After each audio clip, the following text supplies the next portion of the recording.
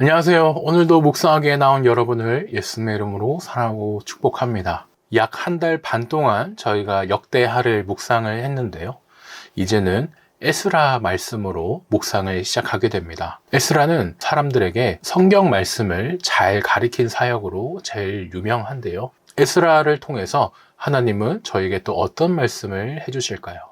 저희가 함께 기대하면서 오늘 묵상도 제가 기도로 시작하겠습니다. 사랑하는 하나님, 우리가 함께 묵상을 시작합니다. 말씀을 들을 때, 말씀을 배울 때 우리의 힘이 아니라 성령님의 주시는 힘으로 그 조명과 지혜로 말씀을 잘 깨달을 수 있도록 도와주시고 삶으로 살아낼 때도 성령님의 힘으로 해낼 수 있도록 붙잡아 주세요. 감사하신 예수님 이름으로 기도드렸습니다. 아멘. 네, 오늘은 모든 이가 함께한 건축, 성전 건축이죠. 이 제목으로 에스라 1장 1절에서 11절 말씀 함께 묵상하겠습니다. 먼저 세 번 말씀을 듣겠습니다. 첫째로 세 번역입니다. 페르시아 왕 고레스가 왕위에 오른 첫 해이다. 주님께서는 예레미야를 시켜서 하신 말씀을 이루시려고 페르시아 왕 고레스의 마음을 감동시키셨다. 고레스는 온 나라에 명령을 내리고 그것을 다음과 같이 조서로 써서 돌렸다. 페르시아 왕 고레스는 다음과 같이 선포한다. 하늘의 주 하나님이 나에게 이 땅에 있는 모든 나라를 주셔서 다스리게 하셨다. 또 유다에 있는 예루살렘에 그의 성전을 지으라고 명하셨다. 이 나라 사람 가운데서 하나님을 섬기는 모든 사람은 유다에 있는 예루살렘으로 올라가서 그곳에 계시는 하나님, 곧 주 이스라엘의 하나님의 성전을 지어라. 그 백성에게 하나님이 함께 계시기를 빈다. 잡혀온 하나님의 백성 가운데서 누구든지 귀국할 때에 도움이 필요한 사람이 있으면 그 이웃에 사는 사람은 그를 도와주어라. 은과 금과 세간과 가축을 주고 예루살렘에 세울 하나님의 성전에 바칠 자원 예물도 들려서 보내도록 하여라. 그때 유다와 베냐민 가문의 우두머리들과 제사장들과 레위 사람들과 하나님께 감동을 받고 예루살렘으로 올라가서 주님의 성전을 지으려고 하는 모든 사람이 길을 떠날 채비를 하였다. 이웃 사람들은 자원 예물 외에도 은그릇과 금과 세간과 가축과 여러 가지 진귀한 보물을 주어서 그들을 도왔다. 더욱이 고레스 왕은 주님의 성전에 속하여 있던 여러 가지 그릇까지 꺼내어 오게 하였는데 그것들은 느부갓네살이 예루살렘에서 가지고 가서 자기의 신전에 둔 것이다. 페르시아 왕 고레스는 재무관 미드르닷을 시켜 그 그릇들을 꺼내어 낱낱이 세워서 유다 총독 세스바살에게 넘겨주게 하였다. 넘겨준 물품은 다음과 같다. 금접시가 30개요. 은접시가 1000개요. 칼이 29자루요. 금대접이 30개요. 다른 것으로 대신 보충한 은대접이 410개요. 그 밖에 다른 그릇이 1000개이니 금그릇과 은그릇은 모두 5400개이다. 세스바살은 포로로 잡혀간 이들을 바벨로니아에서 예루살렘으로 데리고 올 때에 이 그릇을 모두 가지고 왔다. 아멘. 다음으로 새한글입니다. 페르시아 임금 키루스 첫째 해에 예레미야 입에서 나온 여호와의 말씀이 이루어져야 했다. 그래서 여호와께서 페르시아 임금 키루스의 정신을 일깨우셨다. 그러자 키루스는 자신의 온 왕국에 소리쳐 널리 알리고 글로도 그렇게 했다. 페르시아 임금 키루스께서 이렇게 말씀하셨습니다. 땅의 모든 왕국을 나에게 주신 분은 여호와 하늘의 하나님이시오. 바로 그분이 나에게 지시하여 자신을 위해 집을 유다에 있는 예루살렘에 지으라고 하셨소. 그대들 가운데 누가 그분의 백성이요 그의 하나님이 그와 함께 하시기를. 그는 유다에 있는 예루살렘으로 올라가도록 하시오. 그러고는 여호와 이스라엘의 하나님의 집을 짓도록 하시오. 그분은 예루살렘에 계시는 하나님이시오. 살아남는 사람은 누구든지 그가 나그네로 머무는 어느 곳에서라도 그곳 사람들의 뒷받침을 받게 하시오. 은과 금과 재물과 가축, 또 예루살렘에 있는 하나님의 집을 위해 자원하는 예물도 함께 받게 하시오. 유다와 베냐민의 집안 우두머리들과 제사장들과 레위 사람들이 일어났다. 그들 각 사람의 의식을 하나님이 일깨우셔서 예루살렘에 있는 여호와의 집을 지으러 올라가게 하셨다. 그들 주변에 살던 모든 사람이 그들을 힘껏 도왔다.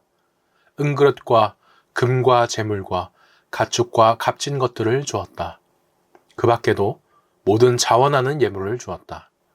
키루스 임금은 여호와의 집 물건들을 꺼냈다.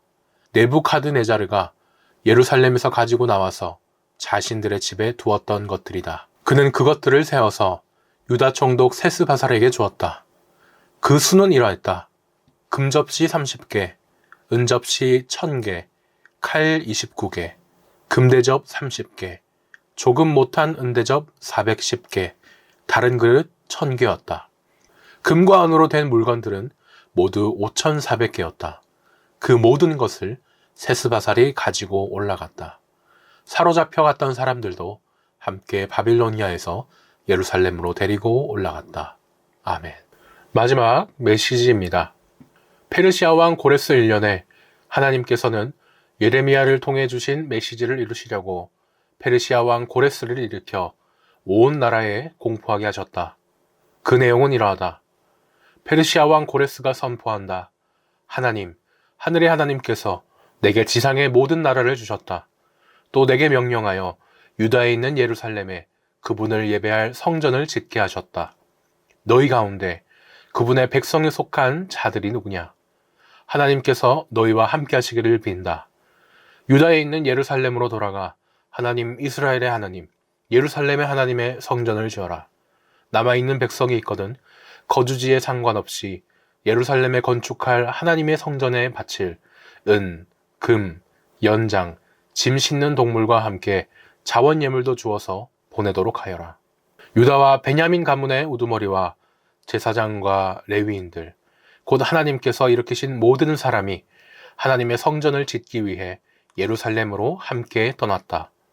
그들의 옷은 저마다 은, 금, 연장, 짐 싣는 동물, 값비싼 선물에 더하여 자원 예물로 그들을 열심히 도왔다. 아울러 고레스 왕은 전에 느부갓네살이 예루살렘에 있는 하나님의 성전에서 가져와 자기 신들의 신전에 두었던 그릇과 도구들을 모두 그들에게 넘겨주었다. 페르시아 왕 고레스는 그 일을 재무관 미드르닷에 맡겼다. 미드르닷은 유다 지도자 세스바살에게 물품을 모두 넘겼는데 그 목록은 이러하다. 금접시 30개, 은접시 1000개, 은냄비 29개, 금대접 30개, 버금가는 은대접 410개, 그 밖의 그릇 1000개. 모두 합하여 금그릇과 은그릇이 5400개였다. 세스바살은 포로로 잡혀 바빌론에 있던 이들을 예루살렘으로 데리고 오면서 이 그릇들을 모두 가지고 왔다. 아멘. 지금까지 저희가 3번 말씀을 들었습니다. 하루하루 힘들게 저희가 살다 보면요, 정말 하나님의 뜻이 이루어지기는 할까? 이런 궁금증이 생길 때가 있습니다. 이번 주 토요일부터 저희가 묵상할 에스라서, 이 에스라서를 듣는 백성들이 그랬습니다. 바벨론의 포로로 잡혀가지고 당시에 정말 절망적인 그런 시간을 살고 있었습니다.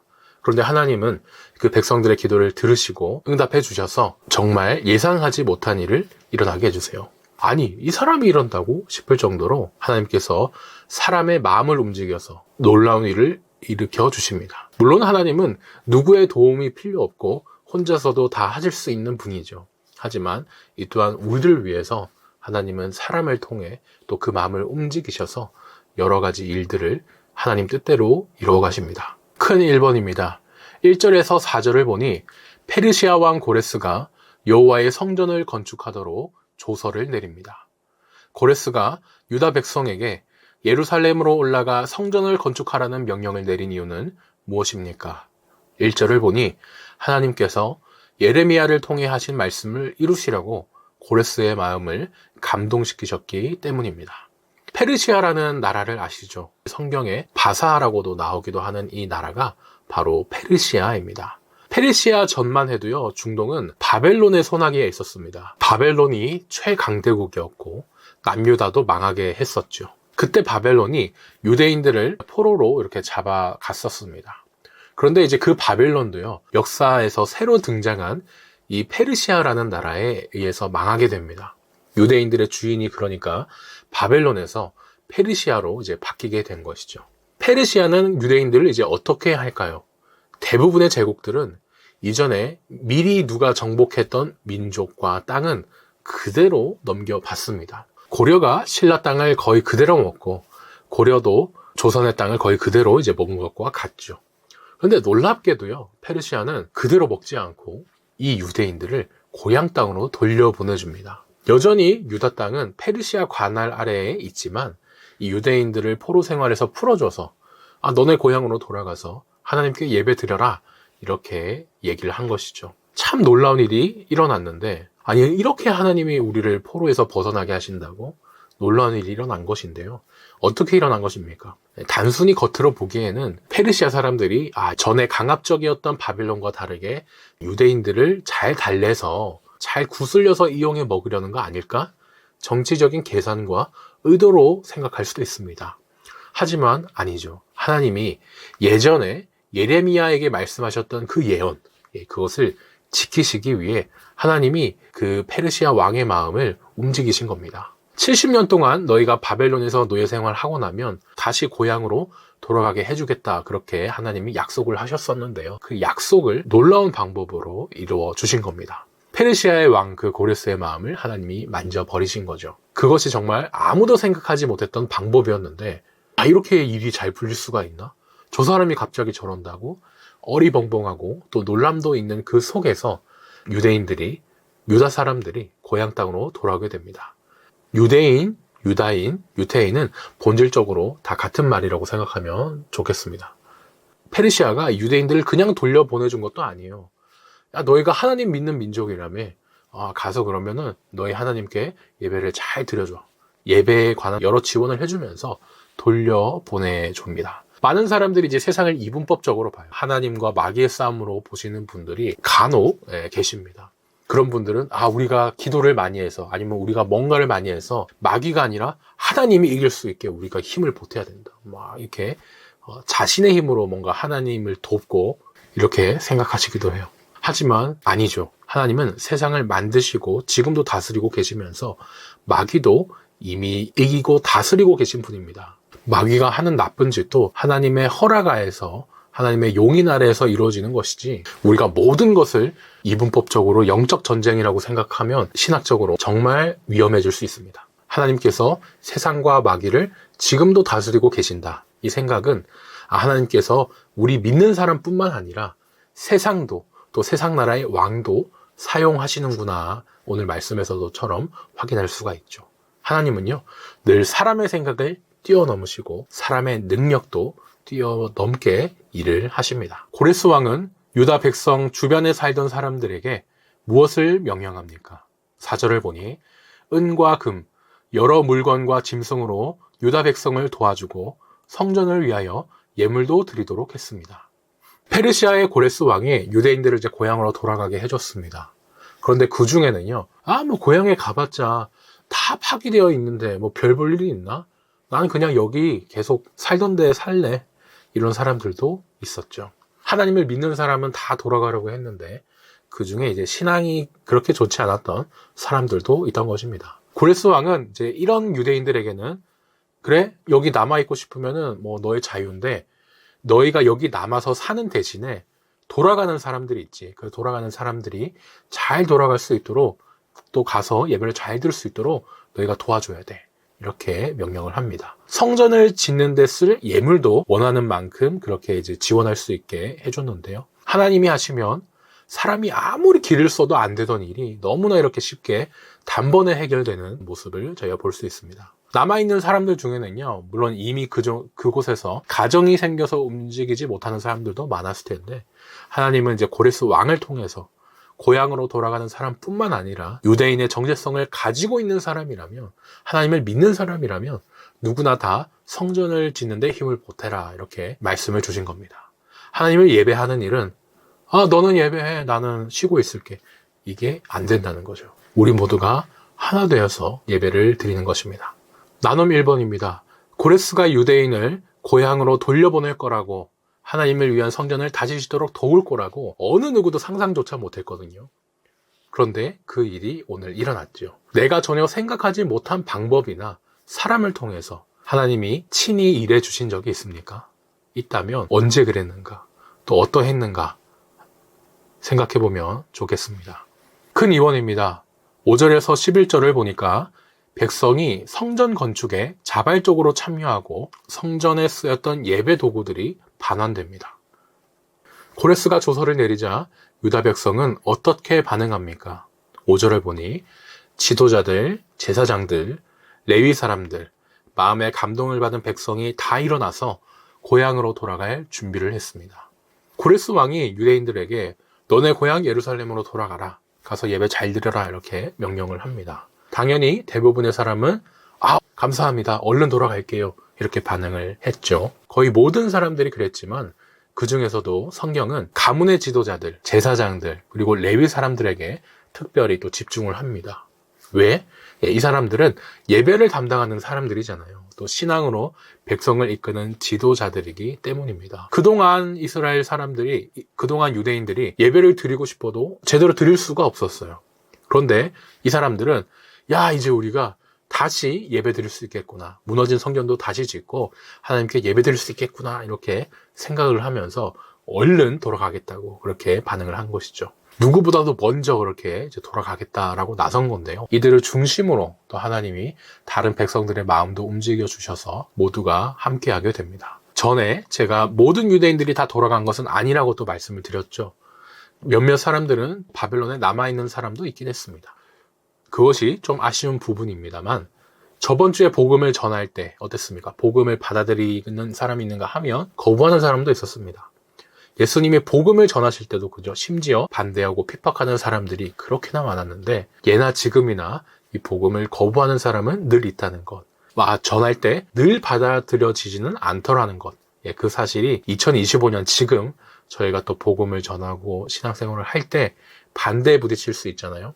그런 상황에 놓인 우리한테 참으로 큰 위로가 됩니다. 2번입니다. 고레스가 유다 총독 세스바살에게 넘겨준 것은 무엇입니까? 7절에서 8절을 보니 옛날에 빼앗겼던 하나님의 성전에서 쓰던 그릇들, 이 예배 도구들을 돌려줬습니다. 바벨론의 느부갓네살 왕이 남유다를 무너뜨릴 때 예루살렘을 철저하게 파괴하면서 성전도 무너뜨리고요. 성전에서 쓰던 예배 도구들을 다 가져갔습니다.